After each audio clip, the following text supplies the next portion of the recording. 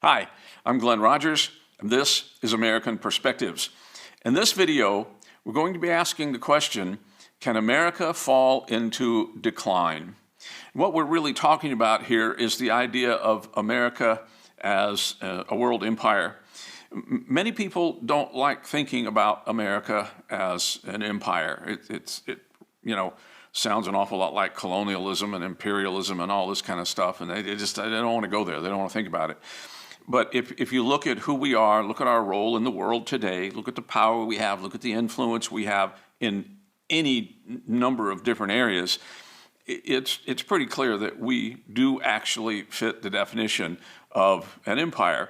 Now, we're a benevolent empire. I don't think there's any question about that. We're not sending armies all over the world to conquer other nations. We're not doing the sort of thing that Hitler did that generated World War II. We're not doing that. But we are an empire nonetheless. And here's the thing about all empires.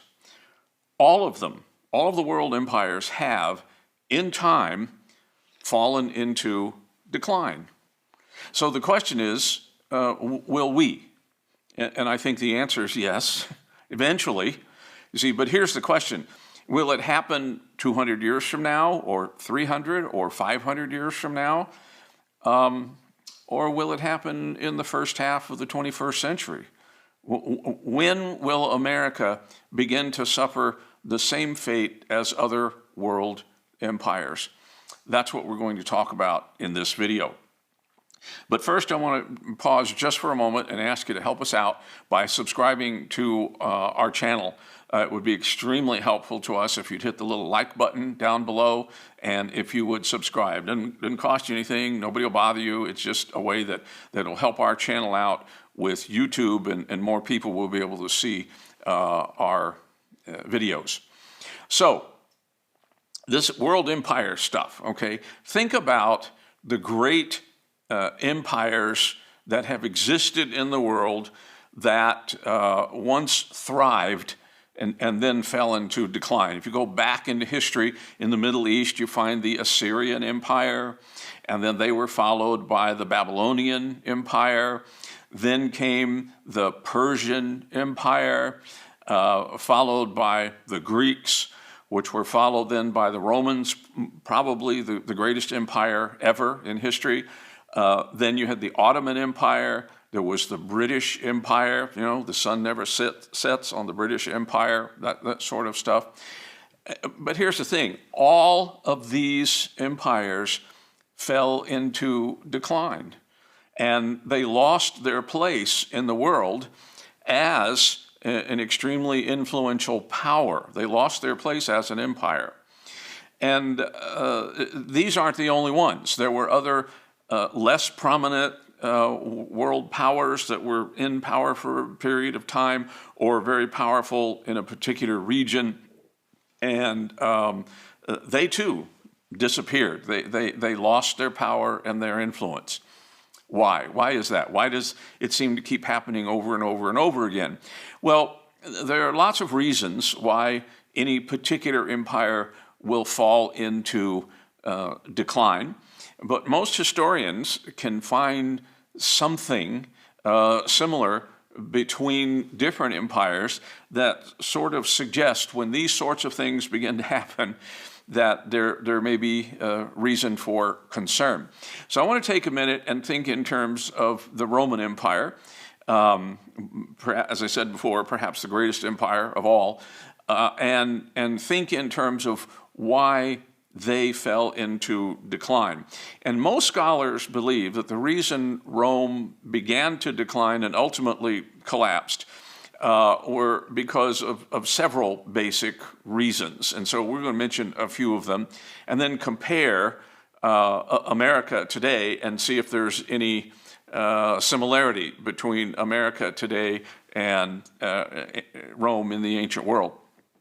So most historians will say at least one of the reasons why Rome eventually collapsed was being challenged by powerful political rivals. And there were many of them, the Goths and the Visigoths and other people who just became too big and too powerful for Rome to be able to deal with. And that was one of the reasons. Another was because of economic problems that they had, including not having enough citizens working and being productive.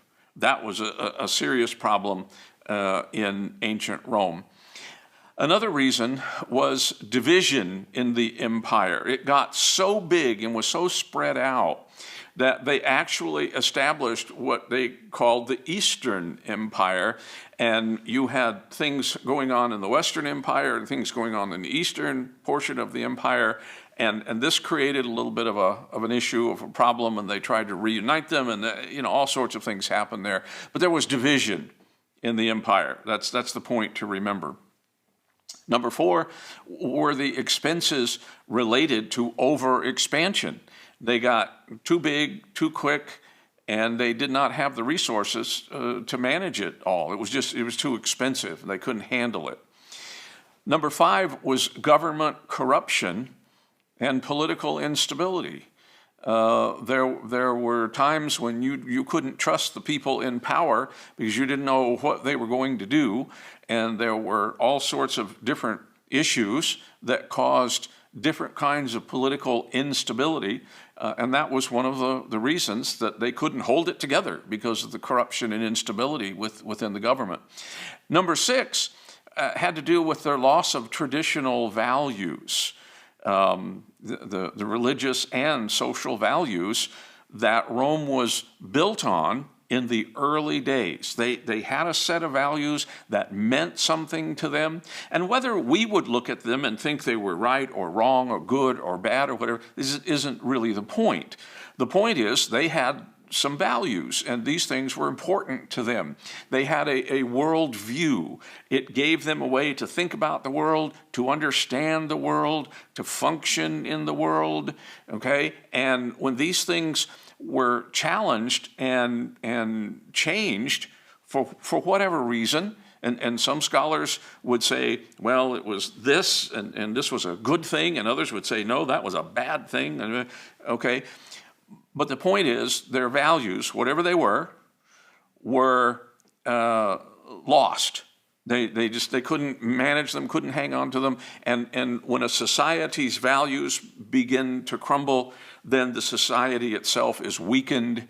They are destabilized, and people are confused. There's what you call social disequilibrium.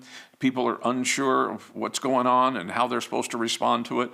That was one of the reasons why Rome eventually fell. Number 7 was the gradual weakening of the Roman military. They just didn't have the might and the power that they once had. Okay? So here's the question. And this is an important question, and there have been, books written about this, and you can find them. If you're interested in this topic, you can go find books about this.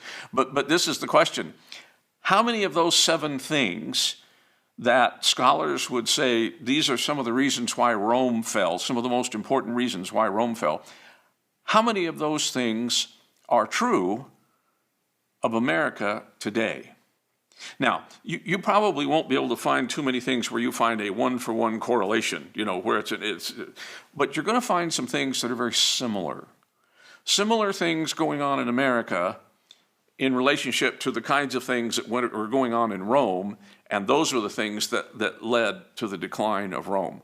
And you've got stuff like that going on in America today. And so what it comes down to, and we're going to start talking about these in just a moment, is that this generates a great deal of vulnerability for America.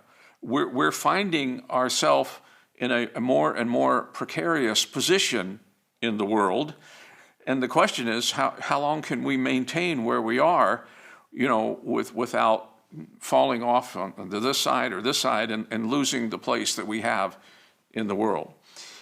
Okay, so here's the first thing that I think we would need to look at and think about. It is simply a fact that America today is more divided than it has been since the Civil War. The Civil War nearly destroyed this country, tore us apart, and it was a horrible thing, and it took us decades to recover from that. And we are more divided now, today, than at any other time since the Civil War. Well, that's a lot of division. There, the country is almost divided in half between conservatives and liberals, and this is something that we are finding it extremely difficult to deal with. Well, that's a serious problem. There's a level of jeopardy involved there. And I remember, when the presidential debates or anything was going on, the Democratic candidate saying, well, we need to reunite the country. You send me to Washington and I will reunite the country. Well, there's no reuniting, and there isn't going to be any reuniting. There's an ideological divide that is so basic and so fundamental, that runs so deep, it goes way, way down in here, that we're not getting over this anytime soon. Okay, it's just, there are some people on either side who will never be reconciled to the ideas being propagated by the other side, and thus we will always be divided. The question is, how divided? Now, we've always had differences of opinion in America about whether we should be this or that, whether we should go this way or go that way. Well, that's normal, okay? But it runs deeper, and it's more serious today than it's ever been before, okay? America is a divided nation, and it means that we're vulnerable. Number two, there are powerful political and economic and military rivals who are looking to replace us as the leading power in the world. And if you don't know who the others might be, you probably know that at least one of them is China. China's making no bones about it. They want to replace us as the number one economic power in the world, but it's not just the economy they're concerned about. They're also looking at military superiority, and those two kind of go together. If you've got more, bigger, better guns than the other guys, then you have a way of protecting your economic interests. And if somebody else comes along with more, bigger, better guns, then suddenly you're not in such a great position any longer. Number three, America is in more debt than ever before, and it just keeps going up. And that makes us vulnerable. We don't have nearly enough money to pay our bills. And the idea is, but we're so rich and we're so big and we make so much money every year that our future earnings are more than enough to cover our current debt. Yeah, okay, if the debt doesn't keep going up, maybe. But when they keep spending trillions with an S, trillions with an S on the end, multiple trillions, right? And they're just spending it as if it grows on trees, and it doesn't, then that's dangerous. And that's one of the weaknesses that we have today. Our military, and I was shocked until I heard this recently, but one of the retired generals who was talking about our military in relationship to China, our military is no longer clearly the most powerful military in the world. China has missiles on their ships that we cannot defend against. They're a new kind of missile that is so fast that our current defense situation cannot defend against it. Okay, right? In the old system, a missile gets fired, right? And then our defense sees it and, shoots and bang, and then, we know that. But now China's got some new missiles that are so fast that we can't lock onto it and shoot it down before it gets where it's going. Well, that's not good, is it? That's not good. They got more ships. They got more planes.